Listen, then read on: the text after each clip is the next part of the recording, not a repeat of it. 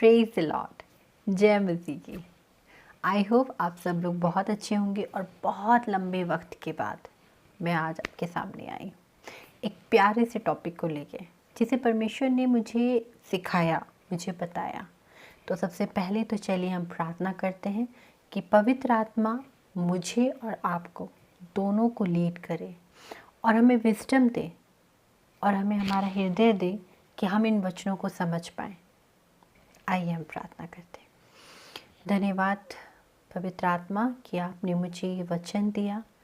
पवित्र आत्मा, मैं आपसे प्रार्थना करती हूँ कि जो कुछ सुन रहा है और जो कुछ मैंने वचन से सीखा है उसे बोलने वाली मैं नहीं परंतु आप रहें, और जैसा आप हमें सिखाना चाहते हैं वो हम सीखने पाएँ।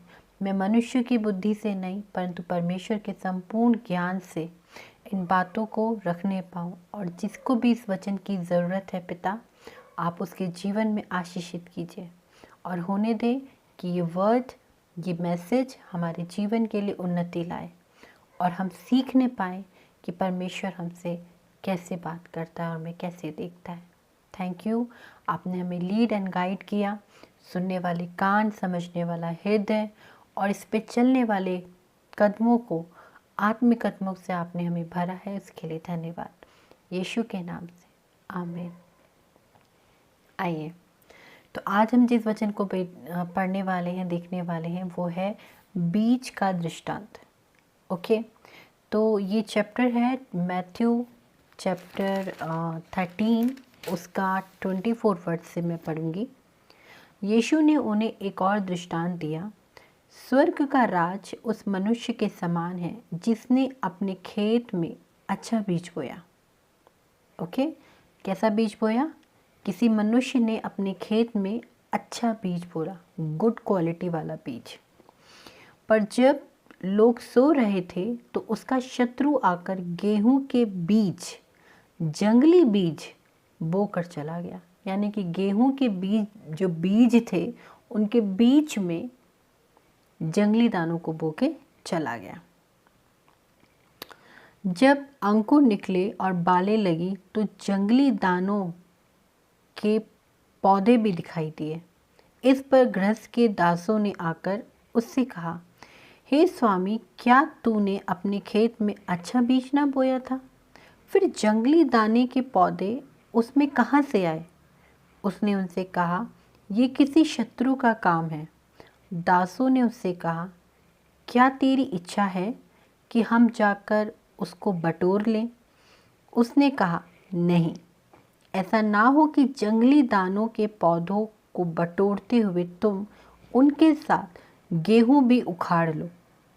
कटनी तक दोनों को एक साथ बढ़ने दो, और कटनी के समय मैं काटने वाले से कह दूंगा कि पहले जंगली दाने के पौधे बटोर कर जलने के लिए उनके गड्ढे बांध लो और गेहूं को मेरे खत्ते में इकट्ठा करो। तो यहाँ पर दो बीज के बारे में बात की जा रही है कि जो खेत था, उसके अंदर जो खेत का स्वामी था, उसने अच्छी क्वालिटी के बीज बोए। जैसे कि मैं और आप, अगर हम किसान से बात करें तो किसान अपने खेत में कैसे बीज बोता है? एक गुड क्वालिटी, फार्मर एक अच्छी क्वालिटी का बीज बोता है ताकि उससे अच्छी फसल प्राप्त हो, और जब अच्छी फसल प्राप्त होगी तो उसको मुनाफा भी अच्छा होगा, पैसे भी अच्छे मिलेंगे।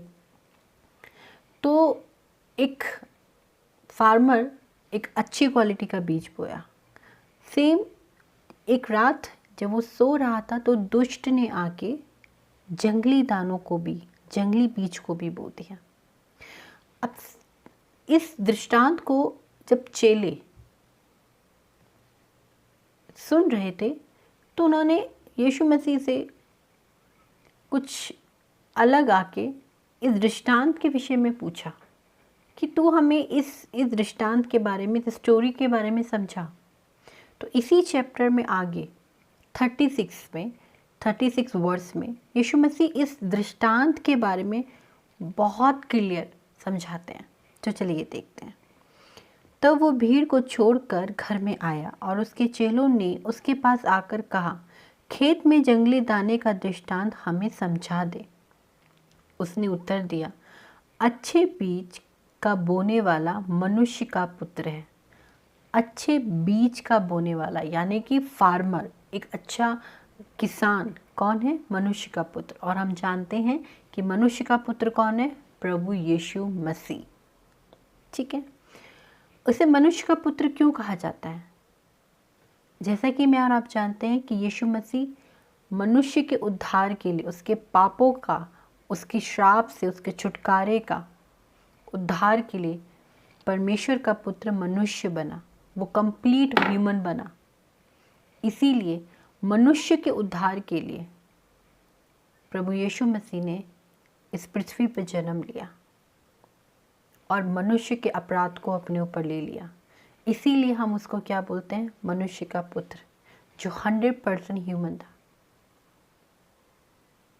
और परमेश्वर ने उसे एकमात्र यीशु मसीह को मरे हुए में से जिलाया, है ना। इसीलिए तो हम कहते हैं स्वर्ग और पृथ्वी का सारा अधिकार परमेश्वर प्रभु यीशु मसीह के हाथ में।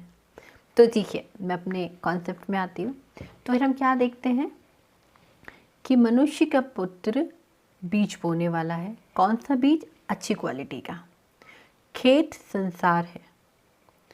अच्छा बीज राज्य की संतान है, यानी कि बीज राज्य की संतान है। मैं और आप, हम बीज हैं। ओके। और जंगली बीज दुष्ट की संतान है, यानी कि एक और संतान है, वो है दुष्ट, जिसे मैं और आप क्या कहते हैं? शैतान। यानी कि उसके भी बच्चे हैं, उसके भी बीज हैं। तो इससे हमें दो बातें पता लगती हैं कि खेत संसार है जो हम इस पृथ्वी पर हैं, अच्छे बीज बोने वाला परमेश्वर मनुष्य का पुत्र प्रभु यीशु मसीह है, और एक गंदे बीज को बोने वाला वो दुष्ट है। उसने भी अपनी संतान पैदा कर रखी है संसार में। ठीक है, आगे क्या कहते हैं? जिस शत्रु ने उनको बोया वो शैतान है, कटनी जगत का अंत है और काटने वाले स्वर्गदूत। अब यहाँ पर कटनी जगत का अंत है, यानी कि जब इस पृथ्वी का अंत होगा, जब इंसान का अंत होता है, जब उसके कहते हैं ना कर्मों का लेखा होता है, जब न्याय का दिन आएगा, परमेश्वर पूरी महिमा के साथ अपना बैठा होगा, है ना, तो वो एक वक्त है कटनी का दिन। पर बीज कटने कैसे हैं? चाहे वो अच्छे बीज हो, चाहे वो बुरे बीज हो, इन दोनों को काटने वाला कौन है? स्वर्गदूत। अच्छी संतान को भी और दुष्ट की संतान को भी काटने वाले कौन है? स्वर्गदूत। आगे, अतः जैसे जंगली दाने बटोरे जाते हैं और जलाए जाते हैं, वैसे ही जगत के अंत में होगा। मनुष्य का पुत्र अपने स्वर्गदूतों को भेजेगा और वे उसके राज्य में से सब ठोकर के कारणों को और कुकर्म करने वालों को इकट्ठा करेगा और उन्हें आग के कुंड में डालेगा, जहाँ रोना दांत पीसना होगा। उस समय धर्मी अपने पिता के राज्य में सूर्य की तरह चमकेंगे। जिनके कान हो वो सुन ले। जब मैं इस वचन को पढ़ रही थी तो मैं देख रही थी कि बीज एक गुड क्वालिटी का परमेश्वर की संतान को दर्शाता है और एक बैड क्वालिटी का दुष्ट की संतान को दर्शाता है। अब मैं और आप अपने कामों के द्वारा, अपने विश्वास के द्वारा, अपनी लाइफस्टाइल के द्वारा अपने आप को पहचान सकते हैं कि हम कौन सा बीज हैं। हम परमेश्वर का बीज हैं या हम दुष्ट का बीज हैं।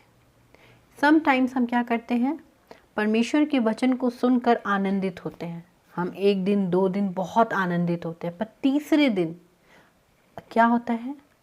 अरे थोड़ा सा अगर मैंने कुछ गलत देख लिया तो क्या गलत किया, अगर मैंने किसी को गाली बक दी तो क्या गलत किया, अगर मैंने किसी के साथ कुछ गलत हरकत कर दी तो क्या गलत किया, मैंने झूठ बोल दिया, थोड़ा सा इधर से उधर हेर फेर कर दी तो क्या गलत किया। आप समझ जाइए, एक अच्छा बीज अच्छा फल लाता है और एक बुरा बीज बुरा फल लाता है।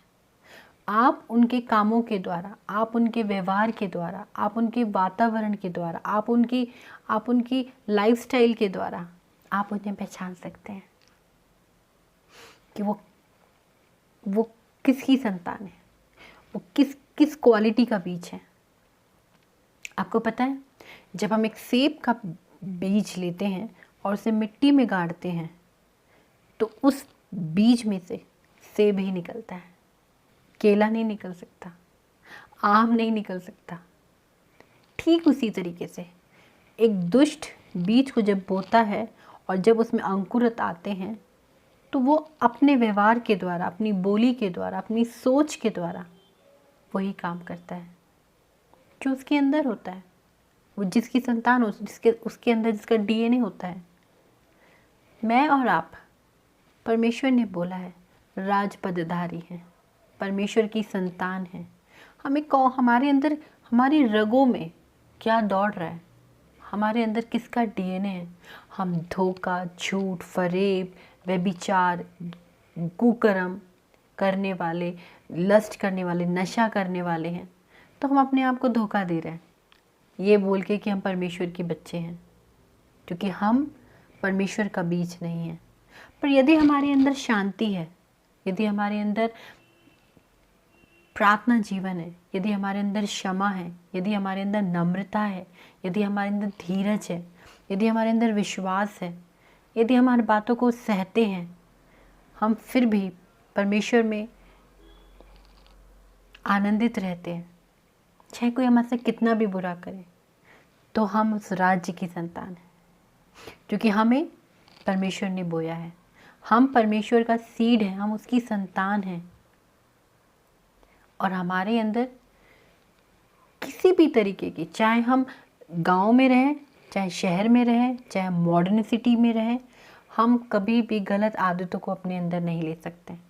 हमारे चारों तरफ चाहे कितनी भी पाप का माहौल क्यों ना हो, वो पाप हमारे अंदर नहीं आ सकता, क्योंकि हमारा डीएनए, हमारा लहू, हमारे अंदर दौड़ने वाला वो खून प्रभु यीशु मसीह का है, क्योंकि उसने हमें खरीदा है। अब चॉइस इज़ योर, हमेशा की तरह, कि आप अपने आप को पहचानें कि आप धोखा देने वाली संतान में से हैं, उस दुष्ट की संतान में से हैं, जिसके अंदर पाप है, दुष्ट काम है, जलन है, क्रोध है, श्राप है, व्यभिचार है, या आपके अंदर प्रेम है, क्षमा है, नम्रता है, धीरज है, या आप आज भी अपने सताने वालों के लिए प्रार्थना करते हैं, आपको धोखा देने वालों के लिए प्रार्थना और विनती करते हैं, आप आज भी अपने घर और परिवार के लिए, आशीष के लिए प्रार्थना करते हैं, आपके अंदर दूसरों के दर्द को देख के दया आती है, या आप अपने लोगों को, दुश्मनों को सताता हुआ देखकर आपको हंसी आती है। क्योंकि परमेश्वर ने अपने दुश्मनों से प्रेम किया, परमेश्वर ने अपने सताने वालों के लिए प्रार्थना की। आप किसकी संतान है? बीज, फिर से कहूँगी, दो तरीके के, एक अच्छा बीज और एक बुरा बीज। अच्छा बीज परमेश्वर ने, उसके पुत्र ने बोया, बुरा बीज शैतान ने बोया। आज तभी हम समाज में देख सकते हैं, दुनिया में देख सकते हैं, एक माँ अपने बच्चे को मार दे रही है। हम कह रहे हैं ऐसा दिल कहाँ से? छोटे छोटे बच्चों के साथ उनको बेचा जा रहा है, उनके साथ रेप किया जा रहा है। आज लोग ह्यूमन शक्ल में तो हैं, पर उनके अंदर हैवानियत है, उनके अंदर वो वासना है, वो भूख है कि वो इंसान की शक्ल में भेड़िए के समान है। पर कुछ भेड़े हैं और कुछ भेड़िए हैं। जो भेड़े हैं जो चुप से अपने परमेश्वर पिता की आवाज़ को सुनती हैं और एक लाइन से चलती जाती, ना इधर देखती है ना इधर देखती हैं, क्योंकि उन्हें पता होता है उनका मालिक कहाँ जा रहा है। पर कुछ भेड़िए हैं जो बस किसी ताक में रहते हैं किसको नोच खाऊं, कैसे चोरी करूं, कैसे झूठ बोलूं, कैसे किसका इस्तेमाल करूं।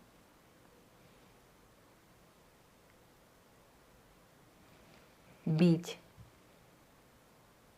अच्छा बीज और बुरा बीज, आप अपने आप को पहचानें। यदि आप परमेश्वर में वो अच्छा बीज बनना चाहते हैं तो आज ही वो वक्त है। आप अपने गुनाहों को मानें, अपने घुटने टेके परमेश्वर से प्रार्थना करें, रिपेंट करें कि प्रभु मुझे एक अच्छा बीज बना। उस यीशु के नाम से बपतिस्मा लें ताकि आपके सारे गुनाह, सारे पाप उस क्रूस पर उसकी मृत्यु के द्वारा उसके ऊपर लाद दिए जाएं और उसके लहू के द्वारा आप शुद्ध और नए किए जाएं और परमेश्वर का बीज बन सके। जब आप यीशु मसीह को पहन लेते हैं फिर आप यीशु मसीह का बीज हो जाते हैं। फिर आपको बनाना और संवारना, आपको एक अच्छी क्वालिटी का बीज बनाना उस परमेश्वर की जिम्मेदारी हो जाती है। फिर आप उसके हाथ में रहते हैं।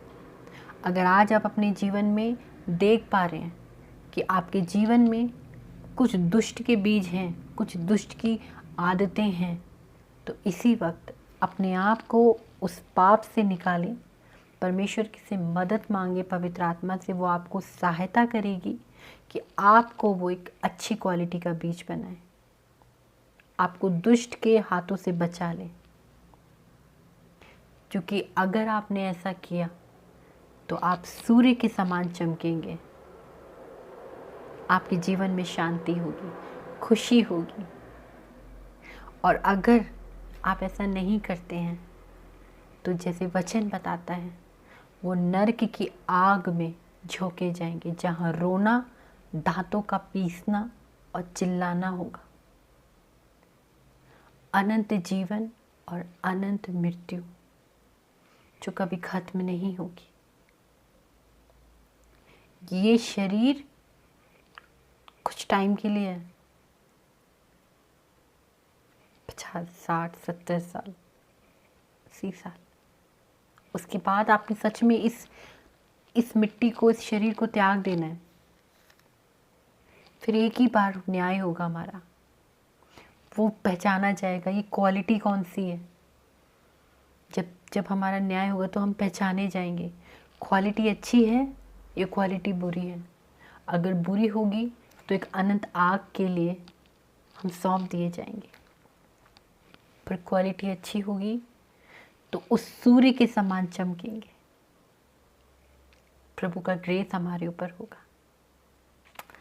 तो मेरी प्रार्थना है मेरे सभी सुनने वालों के लिए कि यदि आपके जीवन में आपको लगता है कि आप अभी भी वो क्वालिटी ऑफ बीज जो परमेश्वर का है उसे नहीं कर पा रहे, तो आपको परेशान होने की ज़रूरत नहीं। आप परमेश्वर से प्रार्थना करें, रिपेंट करें, यीशु के नाम से बपतिस्मा लें ताकि वो आपको एक नया बीज बनाए, प्रभु का बीज बनाए, अपना डीएनए, अपनी ताकत, अपनी सामर्थ्य आपको दे। क्योंकि जब आप एक बार यीशु को पहन लेते हैं तो फिर पूरा अधिकार उसके हाथ में होता है। वो आपकी रक्षा करता है दुष्ट से, वो आपको एक सुंदर क्वालिटी का बीज बनाता है। फिर वो आपका रक्षक हो जाता है, वो आपकी हर एक चीज़ की चिंता करता है। Praise the Lord. मैं विश्वास करती हूँ कि ये वचन आपके जीवन में काम करेगा और आप अपने आप को जांचेंगे, परखेंगे और परमेश्वर से प्रार्थना करेंगे।